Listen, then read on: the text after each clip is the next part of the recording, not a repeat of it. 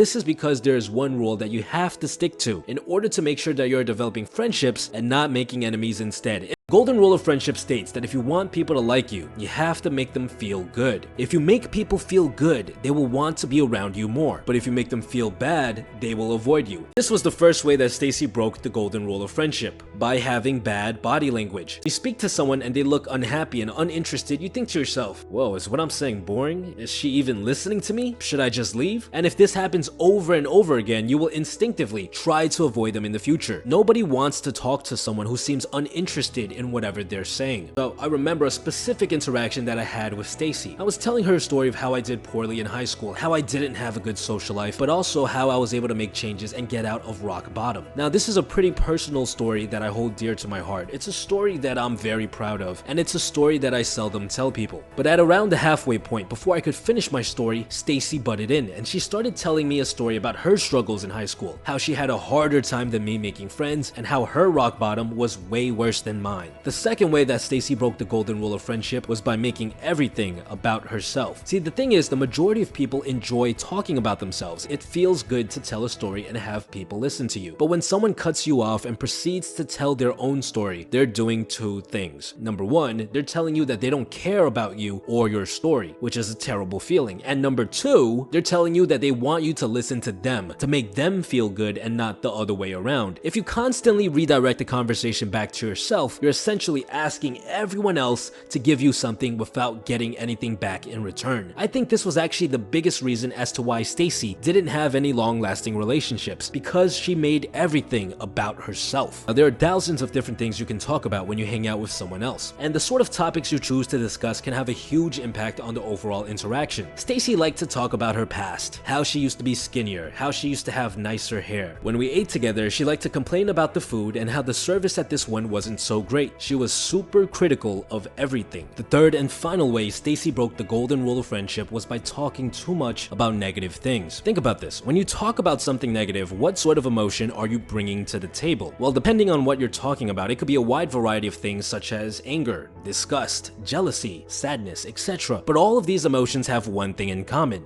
They don't feel good. When you talk about negative things, you're not only sharing the words and stories, but also the emotions that go along with them. So if you tell a story about how your dog died, people will feel some of your sadness. If you tell a story about how your girlfriend cheated on you, people will feel some of your anger. There's a time and place for stories like this, but you have to be very careful about these types of things, especially if you've just started to get to know someone, because they make people feel bad. And if you do this too often, they will start to associate you with all of those negative emotions and avoid you.